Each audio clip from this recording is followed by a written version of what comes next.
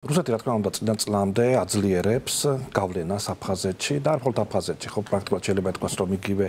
პოლიტიკა ვრცელდება საფრთხეზე ცხინვალში, სადაც უკვე საგრძნობლად არის დაწინაურებული, ანუ პრაქტიკულად რუსეთის ინტერესები შეიძლება ითქვას, რომ უკვე ხორციელდება, ანუ საფრთხეში მაგალითად განსხვავებით აფხაზეთისგან არ არსებობს დამოუკიდებელი სექტორი, დამოუკიდებელი ინსტიტუტები, მედია, ოპოზიციური პარტიები, ხო ისეთი ძლიერი როგორც აფხაზეთშია. განსხვავებით მაგალითად იგივე აფხაზეთისგან საფრთხეში უკვე დიდი ხანია მოქმედებს უცხოეთის აგენტების სახით კანონი, რომლის მიღებამაც 11 წლის წინ პრაქტიკულად ადგილობრივი სამოქალაქო საზოგადოება გააკრო. აფხაზები ეწინააღმდეგებოდნენ ხის განმავლობაში რუსულ ინტერესებს, ანუ რუსეთი ცდილობდა ამ შემთხვევაში, რომ ასე დაიკავებინა პოზიცია, თითქოს ის იყო ნეიტრალური არბიტრი, რომ ის არ ერეოდა შიდა საქმეებში. აფხაზეთში თითქოს ცდილობდა, რომ რაღაცა მხარი დაეჭირა, რომ თითქოს ის იცავდა აფხაზებს ქართველებისგან, იგივე ოსებს ხო ქართველებისგან და დიდი ხნის განმავლობაში სწორედ ასეთ პოლიტიკას ახორციელებდა, რომ მათ რაღაცნაირად მოეგო აფხაზების და ოსების გული, ხო? და გარკვეულწილად მან შეძლო კიდეც, ხო? მან აღიარა ეგრეთ წოდებული დამოუკიდებლობა, განახორციელა მთელი რიგი პროგრამები, არა მხოლოდ სამხედრო თვალსაზრისით იმყოფება რუსეთი და ბაზები აქვს, ხო? არამედ იგივე ფინანსურად სრულიად დამოუკიდებული, ეკონომიკურად აფხაზეთი დამოუკიდებულია რუსეთზე, სხვადასხვა პროგრამები ხორციელდება. ანუ ყველაფერი შეიძლება ითქვას დაწყებული პენსიებიდან დამთავრებული სკოლის მასწავლებლების ხელფასებიდან აბსოლუტურად საჯარო მოხელეების დაფინანსება სწორედ რუსეთი უზრუნველყოფდა და რუსეთი ანუ ცდილობდა რომ ეს პოლიტიკა შეენიღბა რომ მისი გავლენა უფრო გაძლიერებულიყო და გარკვეულწილად მან მიაღწია კიდეც მაგრამ ჩვენ დავინახეთ რომ ბოლო წლებში მდგომარეობა შეიცვალა განსაკუთრებით უკრაინაში დაწყებული ომის შემდეგ რუსეთმა კიდევ უფრო მეტად გამოავლინა იმპერიული ამბიციები და აფხაზეთში ბევრმა დაინახა რომ სინამდვილეში რუსეთს სხვა ინტერესები ამოძრავებდა და ეს გამოჩნდა კიდეც იმ ინიციატივებით, რომელიც ბოლო წლებში განხორციელდა. ხო, რუსეთმა მოიწადინა მაგალითად სხვადასხვა სახელწოდებით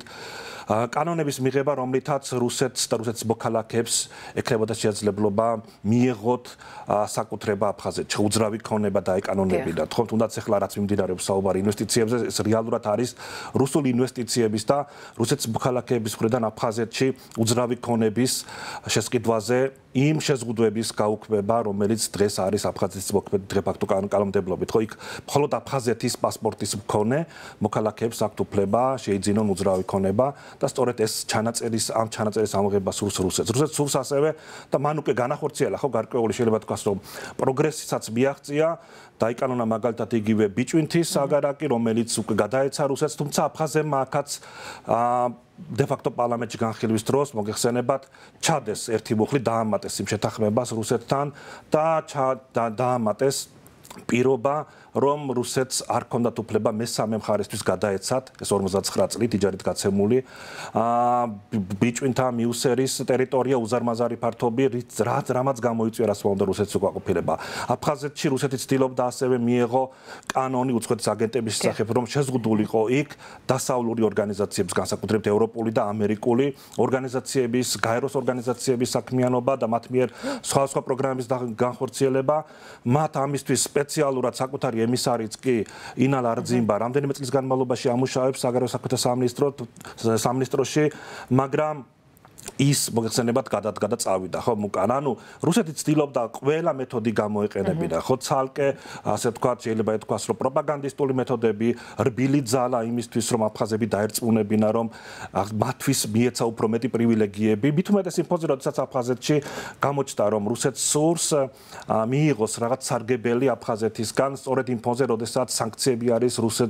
რუსეთში მოცხოვრებ არაერთ ოლიგარქზე დაწესებული მათ ჭირდებათ სივრცეს ჭირდებათ ზღვისპირეთი, სადაც გარკვეულ ინვესტიციებს განახორციელებენ, მათ უჭირთ უკვე ევროპაში გადაადგილება სანქციებიდან გამომდინარე და აფხაზეთი იქნებოდა, რა თქმა უნდა, ის სივრცე, ის ტერიტორია, სადაც შეეძლო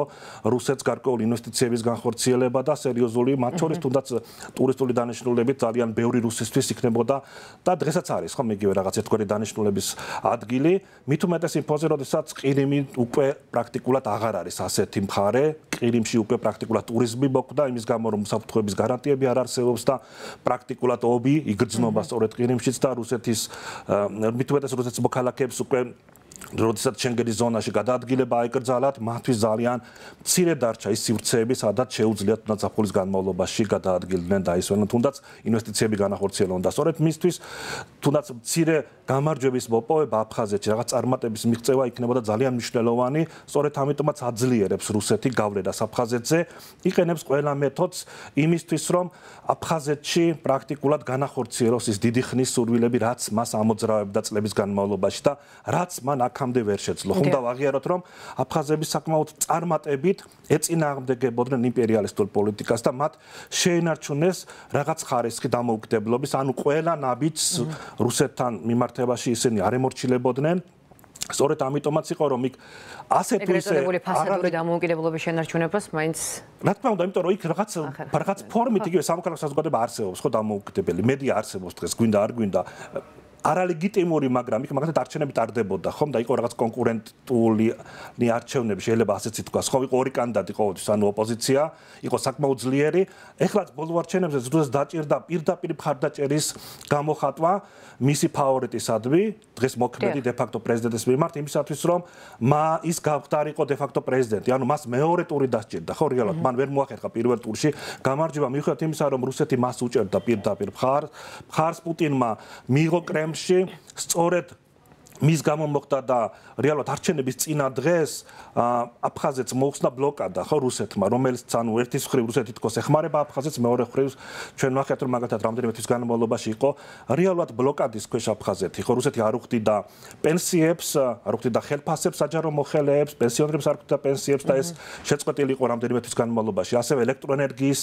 კუთხითაც რუსეთი პრაქტიკულად აფხაზეთს ამყოფებდა ელექტროენერგიის კრიზისში და იყო გრაფიკი, სადაც მხოლოდ 2-3 საათის განმავლობაში ქონდათ მოქალაქეებს ელექტროენერგია. არჩევნების წინა დღეს, ეგრეთ წოდებული არჩევნების წინა დღეს, რუსეთმა ეს ყველაფერი მოხსნა, ეს შეზღუდვები იმისთვის, რომ მოსახლეობას მხარი დაეჭირა მისი ფავორიტი კანდიდატისთვის, რომელიც დღეს არის, რა თქმა უნდა, დე-ფაქტო პრეზიდენტი და ის, რა თქმა უნდა, არის გამოყენებული იმისთვის, რომ მან მაინც განახორციელოს ის პოლიტიკა და ის შედეგები, რომელიც რუსეთმა მთლიანობაში საბოლოო ჯამში მაინც ვერ მიიღო. ანუ მიუხედავად იმ უზარმაზარი რესურსებისა, რაც რუსეთმა დახარჯა აფხაზეთში, შეიძლება ითქვას, რომ დღემდე მას არ აქვს წდომა, არ აქვს დაკანონებული ის თუნდაც ის უძრავი ქონება, ის ვერ ახორციელებს იმ მასშტაბის ინფრასტრუქტურულ პროგრამებს, რომელიც მას გააჩნია და ბოლომდე ვერ აკონტროლებს საზოგადოებას. კვლავ არის ის დამოუკიდებელი ძალები აფხაზეთში, რომლებიც მათ შორის ქართველებთან დიალოგს უჭერენ მხარს და სწორედ ეს არის მიუღებელი რუსებისთვის, რომლებიც დგანან ქართველებს და აფხაზებს შორის, მათ შორის ფიზიკურად, სწორედ რუსეთის სასაზღვრო ჯარები დგას ენგურის ხიდთან და ისინი აკონტროლებენ ფიზიკურ გადაადგილებასაც კი, მაგრამ რუსეთი ვხედავთ რომ ვერ იღებს ვერანაირ შედეგებს, სწორედ ამიტომაც კიდევ უფრო მეტად გააძლიერა მან ეს ინტეგრაციული პროცესები სხვადასხვა ზეწოლის გამოყენებით. ხომ ეს იყო პირდაპირ ზეწოლა თუ არა პირდაპირ ზეწოლა და ვხედავთ რომ ეს პროცესი უკვე არის საკმაოდ შორს წასული. დიახ. ასევე ჩვენ ვახსენეთ რომ რამდენიმე დღის წინ ვლადიმერ პუტინმა გამოსცა ბრძანება, რომელიც ოკუპირებულ ტერიტორიებზე მცხოვრებ მოსახლეობას უმარტივებს რუსეთის მოქალაქეობის მიღებას. აი რა რისკებსა და საფრთხეებს ხედავთ კრემლის ამ გადაწყვეტილებაში მათ შორის? რა არის თავის დროზე სწორედ ეს იყო ერთგვარი იარაღი რუსეთის ხელში, საკუთარი მოქალაქეობის დარიგება იქ მაცხოვრებელი მოქალაქეებისთვის, როგორც ცხინვალში, ასევე სოხუმში, რომ შემდგომ მას საკუთარი მოქალაქეების დაცვის მოტივით ქონოდა უფლება შეჭრილიყო და მოგეხსენებათ, რაც მოხდა ხომ 2008 წელს და რით დამთავრდა ეს ყველაფერი, ხომ? მას შემდეგ შეიძლება ითქვას, რომ ანუ კრემლმა ერთი პერიოდი მასობრივად ხელი შეუწყო იქ რუსული პასპორტების გაცემას და იქ მაცხოვრებელი მოქალაქეების ინტეგრაციას რუსეთში, მაგრამ რაღაც პერიოდის შემდეგ ეს პროცესი შეჩერდა. მაგალითად 2003 წლის შემდეგ დაბადებულ ძალიან ბევრ მოქალაქეს სხვა ახალგაზრდა თაობას განსაკუთრებით უმრავლესობას რუსული პასპორტი არ გააჩნდა. რუსეთმა იმის გამო რომ ის უკვე რეალურად ხედავდა რომ აფხაზეთში მას გარკვეული პრობლემები ჰქონდა, ყველა არ იყო პრორუსულად განწყობილი, ის უკვე რეალურად არჩევდა და ყველა ადამიანზე, ყველა მოქალაქე, ყველა მსურველზე არ გასცემდა პასპორტს, ანუ მან უკვე დაიწყო ამ ისეთ პოლიტიკის განხორციელება, რომ ჰქონდა უფრო მეტი მოგება და კონკრეტული შედეგი. ხო, ამიტომაც ძალიან ბევრ ადამიანს ვიცნობ აფხაზეთში, რომლებიც ცდილობდნენ რუსული პასპორტის აღებას, იმისათვის რომ მაგალითად მათ მიიღოთ მონაწილეობა სხვადასხვა პროგრამებში, ან თუნდაც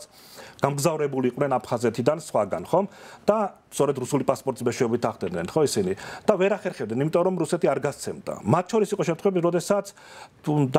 იმ მეთოდების გამოყენებითაც კი, რომლითაც ვიცი რომ ძალიან ბევრი ადამიანი იყენებდა, ხო, თუნდაც კონკრეტული თანხის გადახდის მეშვეობით, ხო? და რუსეთში რა თქმა უნდა და აფხაზეთშიც არის საკმაოდ დიდი კორუფცია. და ეს პრობლემა ნამდვილად იდგა, რასაც დღეს აკეთებს ეს უკვე ბოლო პერიოდში რუსეთი, არის ალბათ მე ვფიქრობ უფრო მეტად ახალგაზრდებზე გათვლილი, იმიტომ რომ ის ხედავს რომ ახალგაზრდობა არ არის გაწყობილი რუსეთის მიმართ სიმპათიებით, რომ ისინი პრინციპში პირიქით უფრო მეტად არიან, უფრო პროევროპული, პროქართული, შეიძლება ითქვას, ახალგაზრდებს უფრო სხვა ინტერესები გააჩნიათ, არ არიან ასე ვთქვათ მოწამლული იმ პროპაგანდით და დეზინფორმაციის ტალღით, რომელიც იქ ვრცელდება და სწორედ ამიტომაც ეს გათვლილია, რომ ძირითადად სწორედ ახალგაზრდები მიიღებენ მოქალაქეობას და შეძლებენ ასე ვთქვათ გადაადგილებას. ამას უკავშირდება ის, რომ მაგალითად უფრო მეტად გახშირდა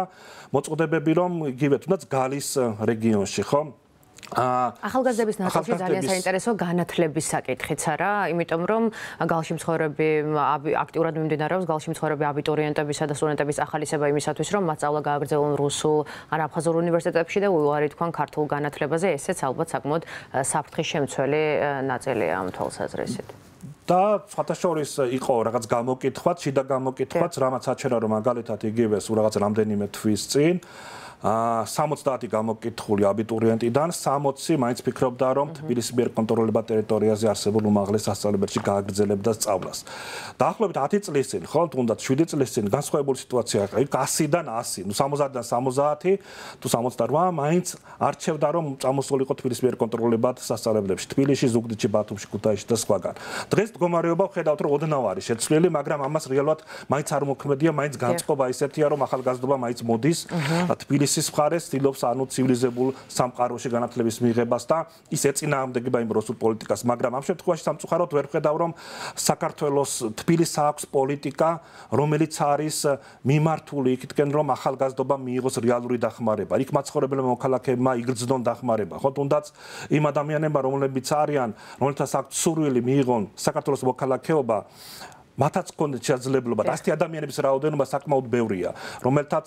არაერთხელ მიმართეს თუნდაც საქართველოს ცენტრალურ ხელისუფლებას, მაგრამ მათ სწორედაც სამწუხაროდ რომ გარკვეული პრობლემები აქვთ ამ ვითარებაში და სწორედ ამიტომაც ვფიქრობ რომ რუსეთი ცდილობს სწორედ ახალგაზრდობაზე მოახდინოს განსაკუთრებით გავლენა, ეს გადაწყვეტილებაც მოქალაქეობის გამარტივების შესახებ მე ვფიქრობ რომ მეტად ახალგაზრდებისთვის არის განკუთვნილი რომ რაც შეიძლება მეტი ახალგაზრდა გახდეს რუსეთის მოქალაქე და მათ სწორედ რუსეთში და რუსულ სივრცეში განაგრძონ სწავლა და მუშაობა და შესაბამისად რა თქმა უნდა რუსეთი აგრძელებს აფხაზეთის ანექსიას. ანუ ეს პროცესები ყველაფერი რაზეც ახლა მე ვსაუბრობ, საბოლოო ჯამში მიდის იქითკენ რომ აფხაზეთი სრულიად შეუერთდეს რუსეთს, ანუ იქ პრაქტიკულად ანექსიური პროცესები არის დაწყებული და ეს ხდება იმ ფონზე, როდესაც საქართველოს ხელისუფლება, ამჟამინდელი ხელისუფლება სამწუხაროდ პრაქტიკულად არც ერთ ასეთ დაბიჯზე რეაგირებას არ ახდენს. ხო, თუნდაც ამ მოქალაქეებასთან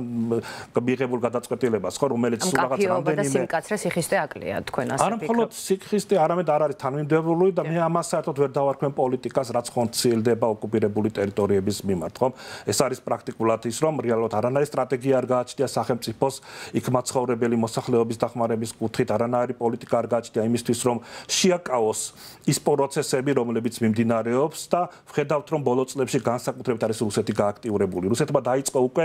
პრაქტიკულად ამუშავება, ამოქმედება ყველა მიმართულებით, რომ მან როგორც პოლიტიკური სივრცის, ასევე ეკონომიკური თუ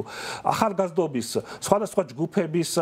მიმართ განახორციელოს პოლიტიკა, რომელიც საბოლოო ჯამში ამ ორივე რეგიონის სრულ რუსიფიკაციას გამოიწვევს. მით უმეტეს გალზე ვსაუბრობთ, ხო, სადაც სულ რაღაც 9 წლის წინ განათლება ქვედა ზონის სოფლებში იყო ქართულ ენაზე. დღეს იქ უკვე რუსულ ენაზეა სწავლება და თუ კი მაგალითად წლების წინ რუსულ ენაზე არავინ არ საუბრობდა, ხო, გალში, დღეს მივიღეთ სიტუაცია, სადაც ახალი თაობა მხოლოდ რუსულად საუბრობს და მეგრულად. ანუ ქართული ენის ცოდნაც კი სამწუხაროდ ძალიან ბევრს უკვე უჭირს და არ აქვს სათრაუნ დონეზე. მაშინ როდესაც უფრო მეტად გაძლიერდა რუსული სწავლება და ეს უკვე არის შედეგი იმ რუსიფიკაციის პოლიტიკის, რომელსაც საქართველოს ხელისუფლება მე ვფიქრობ რომ არ უპირისპირდება და პირიქით შეიძლება ითქვას რომ ხშირ შემთხვევაში რუსულ პროპაგანდას და რუსულ პოლიტიკას თბილისი უფრო მეტი თანმიმდევრობით ახორციელებს ვიდრე სოხუმი და ცხინვალი. და ამ ფონზე ერთმანეთის მიყოლებით ჩერდება პროექტები, რომლებიც ემსახურებოდა სწორედ მშვიდობისა და ნდობის აღდგენას. აი როგორ გესახებათ, როგორ ხედავთ სამშვიდობო დიალოგის პერსპექტივას იმ ფონზე, როდესაც ეს ყველაფერი დიდი ნაწილი ყოველ შემთხვევაში